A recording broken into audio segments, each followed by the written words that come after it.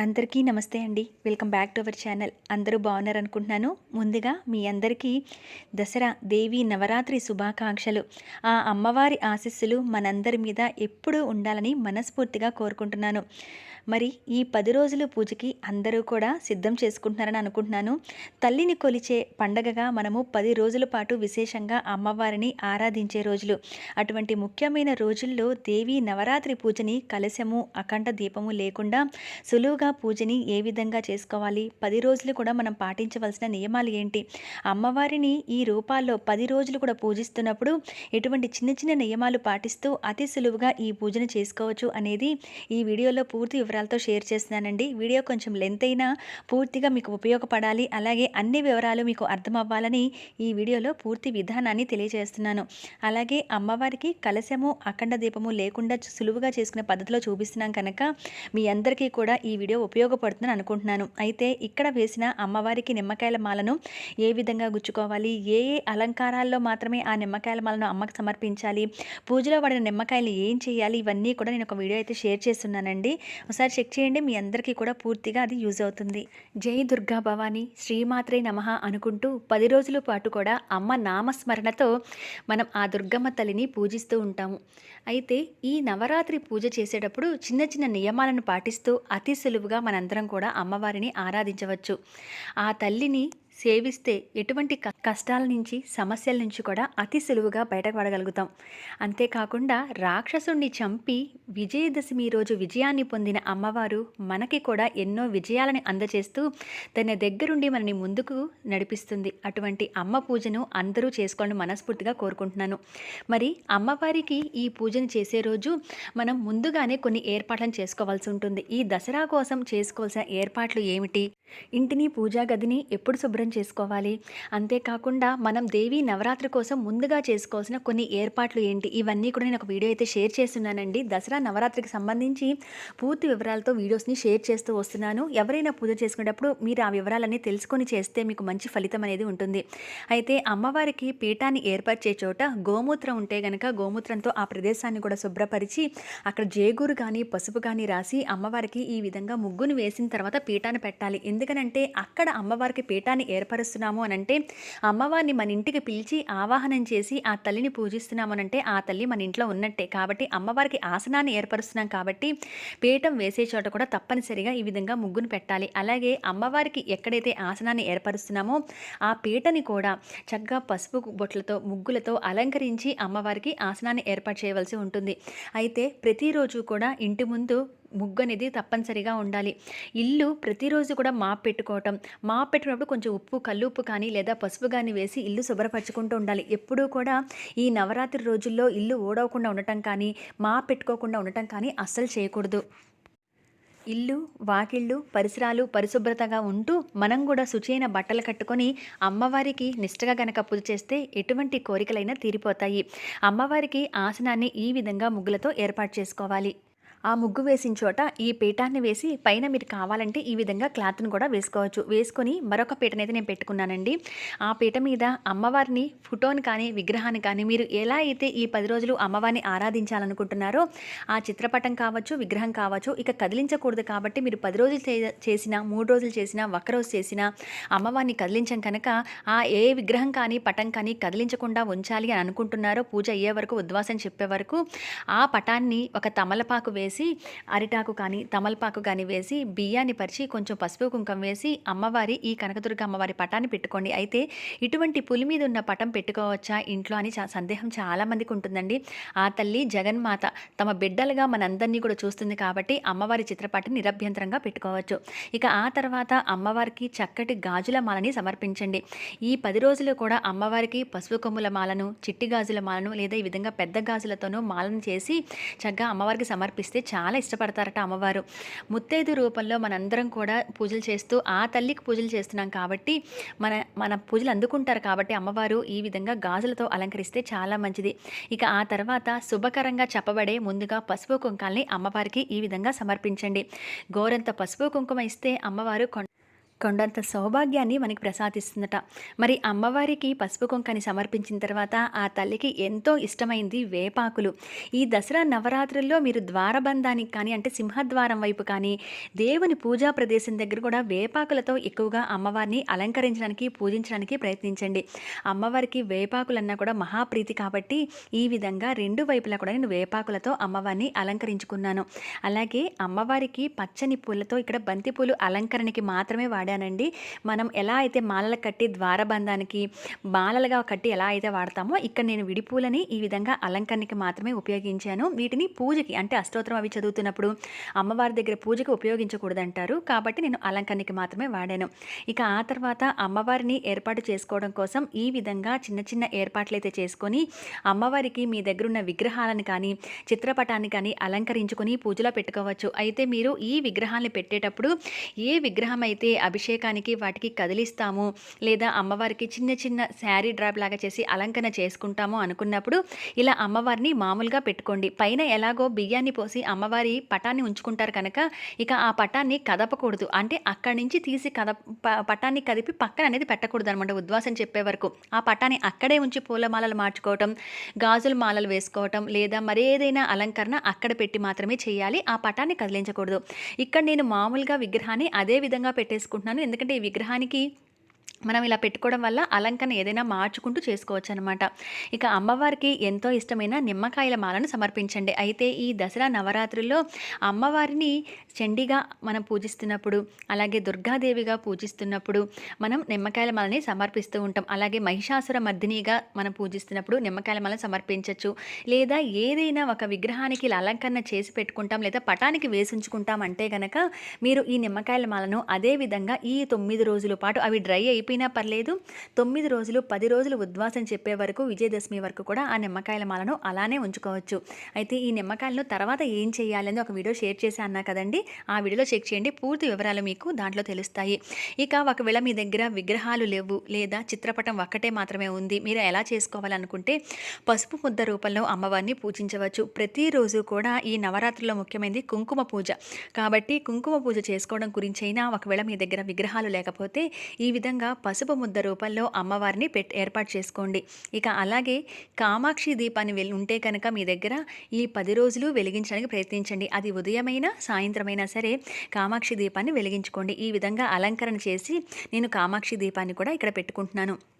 మరి మనము ఏ పూజ, ఏ నోము, ఏ వ్రతాలు చేస్తున్నా మొదటిగా పూజ గణపతికే చేస్తూ ఉంటాము. ఎటువంటి విఘ్నాలు లేకుండా ఈ నవరాత్రుల పూజని అమ్మకి చక్కగా చేసుకోవాలి, ఎటువంటి విఘ్నాలు కలగకూడదు పూజలు అని చెప్పి స్వామివారికి మనస్ఫూర్తిగా నమస్కారం చేసుకొని మనం పూజను మొదలు పెడతాం కనుక వినాయకుడిని పెట్టుకోవాలి. ఇక్కడ చేసుకోవాల్సిన కొన్ని ఏర్పాట్లను చేసుకొని ఉదయమే మనం లేచి తలస్నానం చేసి ఇల్లు వాకిళ్ళు శుభ్రం చేసుకొని గడపను అలంకరించి మామిడాకులతో కానీ వేపాకులతో కానీ ద్వారబంధాన్ని అలంకరణ చేసి ఈ విధంగా అమ్మవారికి అన్ని ఏర్పాట్లను చేసుకొని ఆ తర్వాత పూజని మీరు ఉదయం చేస్తున్నారా సాయంత్రం చేస్తున్నారా చూసుకొని దాన్ని బట్టి మీరు ఈ ఏర్పాట్లని చేసుకుని దీపారాధన చేయవచ్చు. అయితే కొంతమంది నవరాత్రులు అంటాం కాబట్టి అమ్మవారికి రాత్రులు పూజ చేస్తూ ఉంటారు.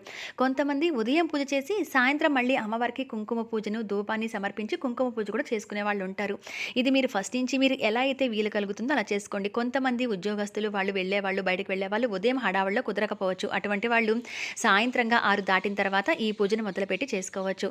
లేదా మేము 2 పూట్ల అమ్మవారికి పూజ చేసుకోగలము అనుకుంటే మీరు 2 పూట్ల చేసుకోండి. అయితే ఉదయం పూజ చేసిన వాళ్ళైతే కనుక సాయంత్రం మళ్ళీ తప్పనిసరిగా అమ్మవారికి దీపం వెలిగించాలి. అలాగే ధూపాన్ని కూడా చూపించి పాలు పండు ఇటువంటివి నైవేద్యం పెట్టాలి. ఇక అమ్మవారికి మీరు ఏ విధంగా అయితే పెట్టదలుచుకున్నారో అన్ని ఏర్పాట్లను చేసుకొని ఇక ఆ తర్వాత దీపారాధన ముందు మామూలుగా చేయండి. దీపారాధన ఏకహారతితో చేయండి. మీకు ఒకవేళ ఎర్ర ఒత్తులు ఉంటే కనుక అమ్మవారికి ఎరుపు రంగు ఇష్టం కనుక ఈ విధంగా ఎర్రటి ఒత్తులతో దీపారాధన చేసి దీపం లక్ష్మీదేవి స్వరూపం కాబట్టి ఆ దీపానికి కూడా నమస్కారం చేసుకొని మీరు అక్షింతలు కానీ ఒక 2 పూలు కానీ ఆ దీపం దగ్గర సమర్పించి ఆ దీపలక్ష్మికి నమస్కారం చేసుకోండి. మన సంకల్పాలు మన కోరికలు తీరాలి. ముఖ్యంగా భక్తి శ్రద్ధలు మనసు నిశ్చలంగా ఉండి మన శ్రద్ధంతా ఈ పూజ మీద ఉండేలాగా ఆ తల్లి మన చేత పూజలు చేయించుకునేలాగా ఆ అమ్మవారికి నమస్కారం చేసుకొని ఇక మొదటిగా తొలి పూజ ఆ వినాయకుడికి మొదలు పెట్టండి. వినాయకుడిని కూడా అన్ని ఉపచారాలతో పూజనిది చేసుకొని వినాయకుడికి అష్టోత్తరం అవి చదువుకొని ధూపం చూపించి నైవేద్యం అటుకులు, బెల్లం, పాలు, పండు, చెరుకు ముక్కలు ఇటువంటివి ఏవైనా సరే స్వామివారికి నైవేద్యం పెట్టి హారతి అనేది ఇవ్వాలి. అయితే ఇక్కడ మీరు పసుపు వినాయకుడిని కూడా పెట్టుకోవచ్చు. అయితే మీరు ప్రతిరోజు పసుపు వినాయకుడిని మార్చాలా అంటే అవసరం లేదండి. ఆ వినాయకుడిని అలానే పెట్టుకొని ఈ 10 రోజులు కూడా పూజ చేయొచ్చు. అయితే మీరు పసుపు అమ్మవారిని పెట్టుకొని ఉంటే గనక 10 రోజులు కూడా అమ్మవారిని మార్చొద్దు. ఒక చోట కదిలించకుండా ఆ పసుపు ముద్దను మాత్రం ఉంచుకుంటే మనకి విరిగిపోవటం కానీ అలా ఏమీ జరగదండి. ఒక ప్లేట్లో ముందుగానే మనం ఈ 10 రోజులు ఇక ఆ పసుపు ముద్ద అమ్మవారిని మనం కదిలించమని అనుకుంటే కనుక 10 రోజులు చేస్తాము లేదా 5 రోజులు చేస్తాము అనుకుంటే కనుక ఆ పసుపు అమ్మవారిని మీరు అలానే పెట్టేసుకుంటే ప్లేట్లో కదిలించకుండా విరిగిపోవటం అనేది ఉండదండి. డ్రై అయినా కూడా అలానే ఉంటారనమాట అమ్మవారు. మీరు అక్కడే ప్రతిరోజు కూడా కుంకుమ పూజ చేసుకోవచ్చు, పూలతో చేసుకోవచ్చు. కాబట్టి పసుపు అమ్మవారిని కూడా కదిలించకుండా ఒక చోట పెట్టుకోండి. ఇక వినాయకుని పూజ ప్రారంభించిన తర్వాత వినాయకుని నైవేద్యం పెట్టిన తర్వాత హారతి ఇచ్చేయండి. ఇక ఆ తర్వాత అమ్మవారి పూజని మొదలుపెట్టండి. అమ్మవారి పూజలో కూడా ఆచమనం చేయడానికి సపరేట్ గ్లాస్తో మనకి వాటరు, పూజకి అమ్మవారికి అన్ని ఉపచారాలతో పూజ చేయడం కోసం ప్రత్యేకంగా గ్లాస్తో నీటిని పెట్టుకొని మనకి దేవి నవరాత్రులు ఏ విధంగా చేసుకోవాలో ఒక బుక్ కూడా మీకు పూజా స్టోర్స్లో దొరుకుతూ ఉంటుందండి. ఉంటే గనక అది తెచ్చుకోండి. లేదంటే గనక మనకి అష్టోత్తరం పూజతో పాటు ముందు అన్ని ఉపచారాలతో పూజ అనేది ఉంటుంది కదా, మనకి ఆ పూజని అంటే మనం శ్రావణం వరలక్ష్మి పూజ చేస్తున్నప్పుడు, మంగళవారం పూజ చేస్తున్నప్పుడు అన్ని ఉపచారాలతో అమ్మవారికి మనకు 16 ఉపచారాలతో పూజ ఉంటుంది. అది చదువుకుంటూ అయినా దాంట్లో శ్రీ వరలక్ష్మీ దేవతాయ నమ అని చదువుతుంటాం కదా, ఇక్కడ శ్రీ కనకదుర్గా దేవియే నమః అనుకుంటూ అమ్మవారికి అన్ని ఉపచారాలతో అదే విధంగా పూజను చేసుకోవచ్చు. ఒకవేళ మీరు ముందుగా పూజను మొదలు పెట్టబోయే ముందు ఇటువంటి చిన్న విగ్రహాలు ఉండి అభిషేకం చేసుకోవాలి అని అనుకుంటే, ఇలా విగ్రహాలు ఉంటే గనక అమ్మవారికి పంచామృతాలతోనూ, పసుపు, కుంకుమ నీళ్ళతోనూ, గంధము నీళ్ళతోనూ ఈ విధంగా మీరు అభిషేకం చేసుకోవచ్చు. ఆవు పాలతో అభిషేకం చేయొచ్చు. ఒకవేళ మీ దగ్గర పసుపు ముద్దను పెట్టుకున్నామండి, మా దగ్గర విగ్రహం లేదు, అభిషేకం ఎలా చేసుకోవాలి అని అంటే అభిషేక ద్రవ్యాన్ని కలుపుకున్న తర్వాత తమలపాకు తీసుకొని అభిషేకం చేసినంతసేపు కూడా అమ్మవారికి శ్రీమాత్రే నమః అనుకుంటూ, జై దుర్గమ్మ అనుకుంటూ, లేదా జై దుర్గా భవాని అనుకుంటూ, లేదా ఓం శ్రీ కనకదుర్గా దేవి నమః అనుకుంటూ అయినా అమ్మవారికి తమలపాకు మీద ఆ పసుపు ముద్ద మీద ఈ విధంగా చల్లుతూ ఉండండి. ఎందుకంటే పసుపు ముద్ద రూపంలో అమ్మవారిని పూజిస్తున్నప్పుడు మనం ఎక్కువ అభిషేకం చేయలేం కనుక తమలపాకుతో జస్ట్ వాటర్ చల్లుతూ అమ్మవారికి పూజ చేస్తామన్నమాట. ఒకవేళ మీ దగ్గర ఇటువంటి విగ్రహం ఉంటే కనుక ఆ విగ్రహానికి చక్కగా అభిషేకం చేసుకొని ఆవు పాలు కానీ పంచామృతాలతో కానీ చేస్తే అభిషేకాన్ని ఇంట్లో అందరూ కూడా తీర్థంలాగా సేవించండి. పసుపు, కుంకుమ, గంధము ఇటువంటి నీళ్ళతో చేస్తే ఆ నీటిని ఇల్లంతా కూడా ఒకసారి తమలపాకు లేదా పువ్వు తీసుకుని ఇల్లంతా కూడా చల్లి మీ మీద చల్లుకొని ఇంట్లో వాళ్ళందరి మీద చల్లి ఆ తర్వాత మిగతా నీటిని ఏదైనా పచ్చని చెట్టు మొదట్లో పోసేయండి. ఇక ఆ తర్వాత అమ్మవారిని శుద్ధిపరచుకొని మళ్ళీ మామూలుగా యథాస్థానంలో నేను అమ్మవారిని ఒక ప్లేస్లో పెట్టుకున్నానండి. పెట్టుకొని అమ్మవారికి ఎక్కువ కూడా నవరాత్రిలో మీరు ఎంత ఎక్కువ ధూపం వేస్తే మీ ఇంట్లో అంత పాజిటివిటీ అనేది ఉంటుంది. ఆ ధూపం అనేది సుగంధ పరిమళ భరితంగా ఉంటే మీరు ఒక దేవాలయంలో ఉన్న భావన కలుగుతుంది. ఆ అమ్మవారి పూజకి మరింత ఉత్సాహంతో మీరు పూజ చేయగలుగుతారు. కాబట్టి ఎక్కువ కూడా అమ్మవారికి ధూపం అంటే ఇష్టం. కాబట్టి ఆ ధూపాన్ని సమర్పించండి. ఇక్కడ నేను దశాంగంతో ఉన్న ధూపాన్ని కోన్స్ లాగా దొరికాయి నాకు, వాటితో అమ్మవారికి నేను ధూపాన్ని అనేది సమర్పిస్తున్నాను.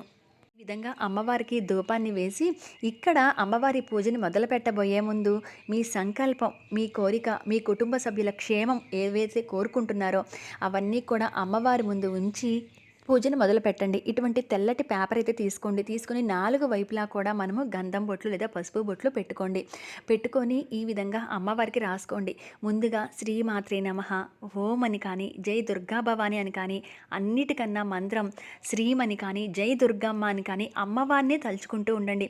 ఆ కనకదుర్గమ్మ అమ్మవారు మీ తోడు ఉంటుందని నమ్మండి. మీ కష్టాల నుంచి బయటపడేస్తుందని నమ్మి మీ కోరికలు ఏవైతే ఉన్నాయో అవి వివాహ సమస్యలు అవ్వచ్చు, విద్యకు సంబంధించి అవ్వచ్చు, ఉద్యోగం అవ్వచ్చు, లేదా ఇంట్లో పిల్లల ఆరోగ్యం అవ్వచ్చు, వాళ్ళ చదువు అవ్వచ్చు, ఏదైనా భర్తకు సంబంధించి మీకు సంబంధించి ఎటువంటి కోరిక ఉన్నా కూడా ధర్మబద్ధమైన కోరికను ఈ పేపర్ మీద రాసి ఆ తల్లికి సమర్పించండి.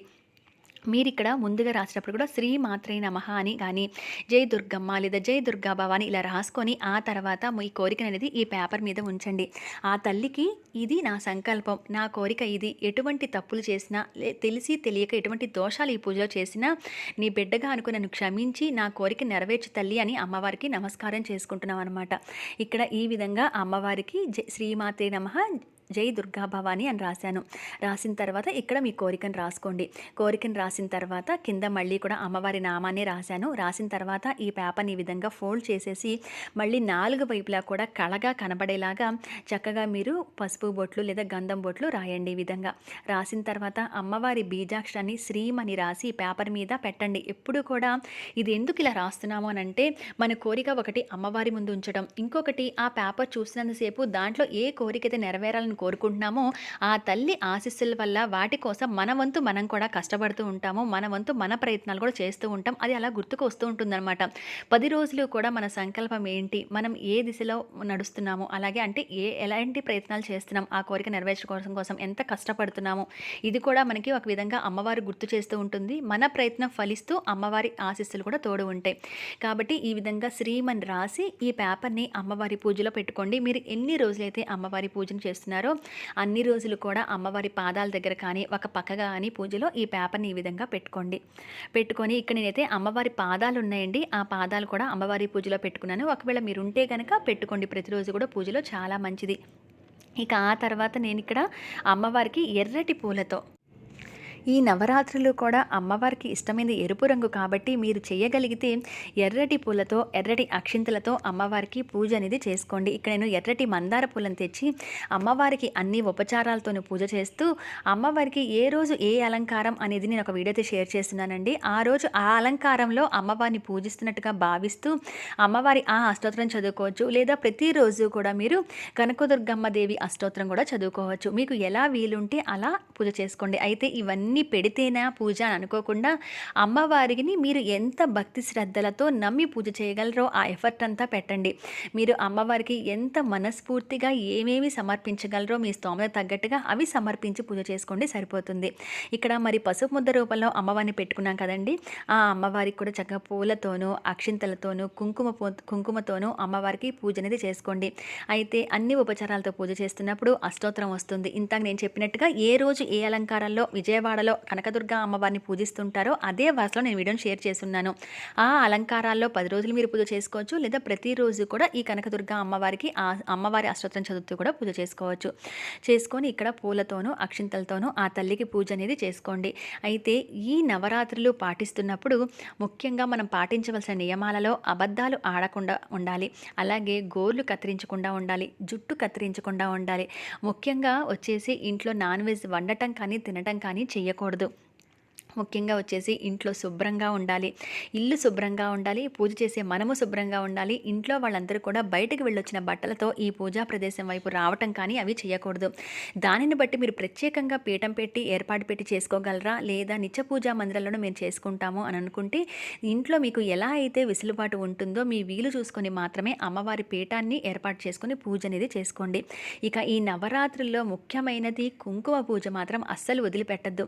ఆ కుంకుమ పూజతోనే అమ్మవారు చాలా సంతోషిస్తుంది. కాబట్టి మీరు ఎప్పుడు ఉదయం కుదిరితే ఉదయం, లేదా సాయంత్రం కుదిరితే సాయంత్రం, 2 పూట్ల కూడా కుదిరితే 2 పూట్ల కూడా అమ్మవారికి అష్టోత్తరం చదువుతున్నప్పుడు కానీ, లలితా సహస్రనామాన్ని చదువుతూ కానీ, ఖడ్గమాల స్తోత్రం చదువుతూ కానీ, లేదా అమ్మవారి స్తోత్రాలు ఏవైనా చదువుతూ కూడా అమ్మవారికి కుంకుమ పూజ అనేది అర్చన చేసుకోండి. అలాగే మంగళకరమైన వస్తువులు అంటే చిట్టి గాజులు, పసుపు కొమ్ములు, లక్ష్మీ గవ్వలు, గోమతి చక్రాలు, తామర గింజలు ఇటువంటివి మీ దగ్గర ఏ ఉంటే అవి, ఒకవేళ ఇవేమీ లేవు అని అనుకుంటే ఎర్రటి అక్షింతలు కలుపుకొని ఆ అక్షింతలతో కూడా అమ్మవారికి పూజ అనేది చేసుకోవచ్చు. మీకు పూలు కూడా ఎన్ని దొరికితే అన్నీ అమ్మవారికి పెట్టండి. మన దగ్గర ఇది లేదు, అవి లేవు, మేము అవి పెట్టలేకపోయాము, మన దగ్గర అంత అలంకరణ వస్తువులు అని లేవు అని బాధపడకుండా మీ దగ్గర ఏవి ఉంటే అమ్మవారికి ఏవి సమర్పించగలరో వాటితో మనస్ఫూర్తిగా ఆ తల్లికి పూజ చేసుకోండి. గాజులు వేసుకొని చక్కగా నుదుటన బొట్టు పెట్టుకొని మనం కూడా చక్కగా అలంకరించుకొని పూజ చేస్తే చాలా మంచిదండి. కొంతమంది అయితే భవానీ మాలను వేసుకుంటూ ఉంటారు. ఆ భవానీ మాలను వేసుకున్న వాళ్ళైతే కనుక ఇంకా చాలా ఎక్కువగా ఆ తల్లిని పూజిస్తూ ఉంటారు. వాళ్ళకు ఉండే నియమాలు వేరుగా ఉంటూ ఉంటాయి. అటువంటివన్నీ కూడా పాటిస్తూ ఈ శరన్నవరాత్రుల పూజను చేసుకోవచ్చు. ఇంట్లో ఈ విధంగా అమ్మవారి పీఠాన్ని ఏర్పరిచినప్పుడు మాత్రం కొంత నిష్ఠ అనేది తప్పదండి. ఎందుకనంటే అమ్మవారు మన ఇంట్లో పూజలు ఎందుకుంటున్నారు అని అంటే ఆవాహనం చేసి అమ్మవారికి ఆసనం వేసి ఆవాహనం చేసి పూజ చేస్తున్నామనంటే ఆ తల్లి మనతో పాటు ఇంట్లో ఉండి మన పూజలు అందుకుంటుంది అని అర్థం. కాబట్టి అమ్మవారు మన ఇంట్లో ఉంది అని అంటే ఎంత జాగ్రత్తగా ఉండాలి. కాబట్టి దానికి తగ్గట్టుగా మనం ఏర్పాటు చేసుకొని ఆ తల్లి పూజను చేసుకోండి. అయితే మీరు ఈ పూజని 3 రోజుల పాటు చేయొచ్చు, ఒక్కరోజు చేయొచ్చు, 5 రోజులు, 7 రోజులు, 9 రోజులు. ఒకవేళ మీకు ఒక 4 రోజులే కుదిరింది, మళ్ళీ ఏదైనా పీరియడ్ టైము లేకపోతే ఏదైనా ఊరు వెళ్ళాల్సి వచ్చిందనుకోండి, ఆ 4 రోజులే అమ్మవారిని చేసుకోండి. మీరు ఎన్ని రోజులైతే అమ్మవారికి చేయదలుచుకున్నారో అన్ని రోజులు చేసినా మంచిది. కొంతమంది మొదటి 3 రోజులు చేస్తారు, కొంతమంది సరస్వతి పూజ మూలా నక్షత్రం నుంచి మొదలుపెట్టి చివరి రోజు వరకు చేస్తారు, కొంతమంది చివరి 3 రోజులు లేదా మధ్యలో 3 రోజులు, ఇలా తమ వెసులుబాటును బట్టి చేసుకుంటూ ఉంటారు కదా. ఎలా చేసుకున్నా ఆ పూజ అమ్మవారికే చెందుతుంది. కాబట్టి నవరాత్రులు చేసిన ఫలితం రావడం కోసం మనం చేయవలసింది ఆ తల్లిని మనస్ఫూర్తిగా పూజించడమే. ఇక్కడ అమ్మవారికి కూడా ఏ రోజున ఏ నైవేద్యం పెట్టాలి అనేది నేను ఆ వివరాల్లో చెప్పున్నానండి. ఆ వీడియో చూడండి. మీరు వండగలిగితే అటువంటి నైవేద్యం వండి అమ్మవారికి నివేదన చేయండి. లేదంటే గనక ప్రతిరోజు మీరు పొంగలి, పులిహోర, పాయసం ఇటువంటివి ఏవైనా వండి నైవేద్యం పెట్టచ్చు. ఆవు పాలు పెట్టచ్చు. ఆవు పాలు పెట్టినప్పుడు కొంచెం చిటికెడు తేనె వేసి దాంట్లో పెడితే మనకి దోషం అనేది ఉండదట. అందుకని ఆ పాల నివేదన చేయవచ్చు, బెల్లాన్ని నివేదన చేయవచ్చు అమ్మవారికి. చేసి అమ్మవారికి కూడా ప్రతిరోజు కూడా తాంబూలం పెట్టచ్చు. అయితే ఈ 10 రోజుల్లో ఒక్కసారైనా అమ్మవారికి చీర, జాకెట్ ముక్క, గాజులు, పసుపు, కుంకుమ ఇచ్చుకుంటారు. దక్షిణ సహిత తాంబూలం ఇచ్చుకుంటారు. లేదా జాకెట్ ముక్కతైనా అమ్మవారికి పెట్టచ్చు. అయితే ప్రతిరోజు జాకెట్ ముక్క పెట్టాలా అంటే అలా అవసరం లేదండి. నివేదన చేసిన తర్వాత ప్రతిరోజు అమ్మవారికి తాంబూలాన్ని సమర్పించి ఏదైనా ఒక్కరోజు అమ్మవారికి పూర్తిగా పసుపు, కుంకుమ, గాజులు, చీర లేదా జాకెట్ ముక్క ఇవి పెట్టి అమ్మవారికి సమర్పించవచ్చు. అవి మీరే వాడుకోవచ్చు. లేదా నిజంగా మీరు అమ్మవారికి ఇవ్వదలుచుకుంటే, అంటే పూర్తిగా ఇవ్వదలుచుకుంటే అమ్మవారికి ఏదైనా కనకదుర్గ అమ్మవారి దేవాలయానికి వెళ్ళి, అది విజయవాడ అవ్వచ్చు లేదా మీ ఇంటి పరిసరాల్లో ఉన్న దేవాలయానికైనా వెళ్ళి లలితమ్మవారి గుళ్ళో కానీ లేదా అమ్మవారి కనకదుర్గ అమ్మవారి గుళ్ళో కానీ గ్రామ దేవత గుళ్ళో కానీ ఆ చీరని పూర్తిగా అమ్మవారికి ఇచ్చేయచ్చు అనమాట. లేదా ఆ చీరని, అమ్మవారికి ఇచ్చిన చీరని మీరే కట్టుకోవచ్చు. ఈ విధంగా మీకు ఎలా వీలుంటే అలా చేయండి. అమ్మవారికి చిన్న చిన్న నియమాలే అండి. నాన్ వెజ్ తినకపోవటం, అమ్మవారిని ఇంట్లో పెట్టి వదిలేసి వెళ్ళిపోయి పూజని మధ్యలో ఆపేసి ఒకరోజు ఊర్లు వెళ్ళిపోవటం కానీ ఇటువంటివి అస్సలు చేయొద్దు. ప్రతిరోజు కూడా ఉదయం చేసిన, సాయంత్రం చేసిన 2 పూట్ల దీపారాధన చేయటం, అమ్మవారికి 2 పూట్ల ఏదో ఒక నైవేద్యం, ఒక పూట వండి చేయగలిగితే చేసి మరుసటి రోజు పాలు, పండు, అంటే సాయంత్రం పూట మళ్ళీ పాలు, పండు ఏదైనా నివేదన చేయటం. మీరు ఈ విధంగా అమ్మవారిని ఈ 10 రోజుల పాటు ఆరాధించవలసి ఉంటుంది. ఈ 10 రోజులు నవరాత్రులు నిష్టగా చేస్తున్న వారైతే కనుక ఆరోగ్యం అంతా బాగుండి అనుకుంటే కనుక మీరు ఒక పూట ఉపవాసం ఉండి సాయంత్రం పూజ చేసుకోవచ్చు. ఉపవాసం లేకపోయినా మధ్యాహ్నం మామూలుగా భోజనం చేసేస్తూ పూజ చేసేంత వరకు కొంచెం ఏమి తినకుండా పాలు, పండ్లు ఇటువంటివి, కాఫీ ఇటువంటివి తీసుకొని పూజ చేసుకున్నాక మీ కార్యక్రమాలకు మీరు వెళ్ళిపోవచ్చు. మీ భోజనం మీరు బ్రేక్ఫాస్ట్ కానీ ఏవైనా తినచ్చు. అయితే సాత్వికమైన ఆహారం తినాలి. ఉల్లిపాయ, వెల్లుల్లి ఈ నవరాత్రుల్లో తినద్దండి. తలకి నూనె కూడా పెట్టుకోరనమాట. ప్రతిరోజు కూడా తలస్నానం చేస్తారు. అయితే ఆరోగ్యం సహకరించిన వాళ్ళు కంఠ స్నానం చేయండి. బ్రహ్మచర్యాన్ని పాటించండి. అమ్మవారు మన ఇంట్లో ఉండి పూజలు అందుకుంటుంది అంటే బ్రహ్మచర్యాన్ని పాటించాలి. కుదిరినంత వరకు నేల మీద పడుకోండి. అమ్మవారి పూజలు చేస్తున్న ఆ 4 రోజులు కూడా ఆరోగ్యం సహకరిస్తే ఇటువంటివన్నీ పాటించండి. లేదా మీరు అతి సులువుగా అమ్మవారికి నియమనిష్టలతో ఏ విధంగా అయితే చేయగలుగుతారో ఆ విధంగా చేసుకోండి. అయితే అమ్మవారి పటాన్ని కానీ పీఠాన్ని కానీ ఉద్వాసన చెప్పే వరకు కదిలించద్దండి. మీరు ఎన్ని రోజులైతే చేయాలనుకుంటున్నారో అన్ని రోజులు కూడా కంప్లీట్ అయ్యే వరకు అమ్మవారిని కదిలించకూడదు. అక్కడి నుంచి మీరు పటాన్ని కదిలించకుండా పెట్టారు కాబట్టి అక్కడ గాజుల మాల, పూలమాల అక్కడే ఉండి మార్చుకోవాలి. ఇక మిగతా విగ్రహాన్ని మీరు మార్చుకోవచ్చు, అభిషేకం చేయొచ్చు, పక్కకి తీసి అలంకరణ చేసుకోవచ్చు, కొంచెం పక్కకి తీసి అలంకరణ చేసి మళ్ళీ అమ్మవారిని పెట్టుకోవచ్చు, అలా చేయొచ్చు. కానీ మెయిన్గా బియ్యం పోసి ఎక్కడైతే అమ్మవారిని స్థాపన చేశారో ఆ అమ్మవారిని మాత్రం అక్కడి నుంచి తీయకూడదు పక్కకి. కలశం, అఖండ దీపం కూడా పెట్టే ఆనవాయితీ ఉంటే కనుక ఆ పూజ కూడా ఎలా పెట్టుకోవాలి, కలశాన్ని, అఖండ దీపాన్ని ఒక వీడియో అయితే షేర్ చేస్తున్నానండి. ఆ నియమాలు తెలుసుకొని మాత్రం పూజ చేయండి. మనం తెలిసి తెలియక కొన్ని లోటుపాట్లు జరుగుతూ ఉంటాయి. కానీ సాధ్యమైనంత వరకు మన వైపు నుంచి తప్పు లేకుండా అమ్మవారికి మనం మనస్ఫూర్తిగా పూజ చేయగలగాలి అంటే కొన్ని నియమాలు తెలుసుకొని పూజ చేస్తే ఫలితం కూడా అత్యంత అద్భుతంగా ఉంటుంది. అమ్మవారి దగ్గర పెట్టిన ప్రసాదాన్ని కూడా అందరూ ఇంట్లో తీసుకోండి. చాలా ఆరోగ్యానికి మంచిది కూడా. తాంబూలం కూడా పూజ చేసుకున్న వాళ్ళు ఉపయోగించుకోవచ్చు. ఇదండి కలశం, అఖండ దీపం లేకుండా నవరాత్రి పూజని అతి సులువుగా చేసుకునే విధానం. అయితే ఏ రోజు ఏ అలంకారంలో అమ్మవారిని పూజించాలి అనేది నేను ముందు వీడియోస్లో అయితే షేర్ చేస్తాను. ఎటువంటి దీపారాధనలో, ఎటువంటి అలంకారంలో అమ్మవారిని ఆరాధించాలి, ఎటువంటి మంత్రాలు చదువుకోవాలి, ఇవన్నీ కూడా నేను ముందు వీడియోస్లో అయితే షేర్ చేస్తానండి. ఈ నియమాలు, ఈ ఇన్ఫర్మేషన్ అంతా కూడా మీకు నచ్చుతుందని అనుకుంటున్నాను. ఎటువంటి సందేహాలున్నా కింద కామెంట్ సెక్షన్లో తెలియచేయండి. మరొక మంచి వీడియోలో మళ్ళీ మిమ్మల్ని అందరినీ కలుస్తాను. జై దుర్గా భవాని.